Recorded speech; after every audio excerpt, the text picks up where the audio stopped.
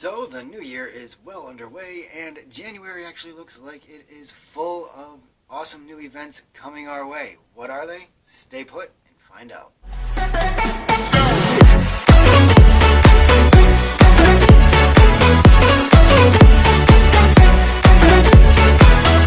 What's up, guys? Welcome back to Wizarding Wiz, your source for all of the inner workings of the wizarding world. And so we are just about 24 hours into the new event, the Frosty Foundable event.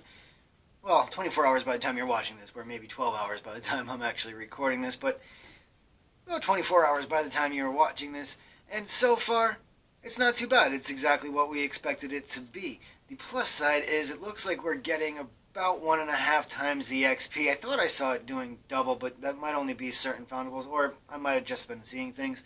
But we are getting at least 1.5 times the normal amount. Add that with a Brain Elixir, and especially with those rare foundables like Ron Trapped in Ice, and you're looking at easy XP all day long. So definitely get out there on your grind and get some Brain Elixirs as well if you don't have any, because you're not going to want to miss out on this XP. On the topic of things coming here in January, we are obviously currently, like I said, in the middle of the Frosty Foundable event. Well, the start of it. It will be going until the 14th, as we discussed in my last video. It seems like after that we're going to get about a 4-day break, and on January 18th we will be having our January Community Day. It will be featuring the Room of Requirement registry page from the Wonders of the Wizarding World section of your registry. Now, as of yet, there is not a whole lot of information out on this, but it does say that we will be seeing rare foundables such as the Faux Glass and the Whomping Willow, which I'm looking forward to because I still need tons of those Whomping Willows. And obviously, as the information is released as we get closer to the event, I will be bringing that straight to you. So again, make sure you're subbed, or else you might not see it. And not missing a beat at all, we are going straight from Community Day on the 18th to flash forward 3 days to the 21st, where we will start the first half of the next Brilliant event. Now, this is where things get a little bit weird. The Brilliant event itself is going to feature stuff to do with Albus Dumbledore.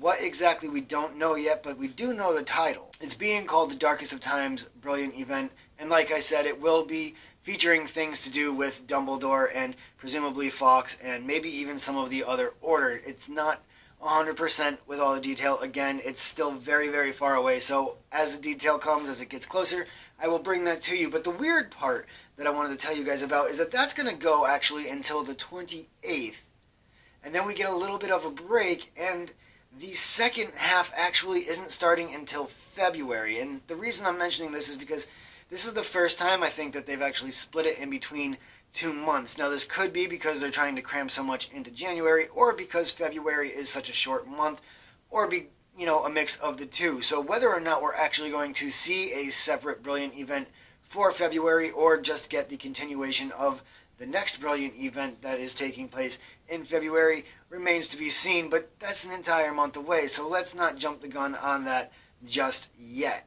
Now, real quick, is I just want to go over how to use the new Portkey feature in Wizards Unite. Now, if you remember a while ago when update 2.8.0 came out, I mentioned a feature that was coming about being able to turn off the gyroscopic view on your phone and making it so that you don't have to move around to view the Portkey.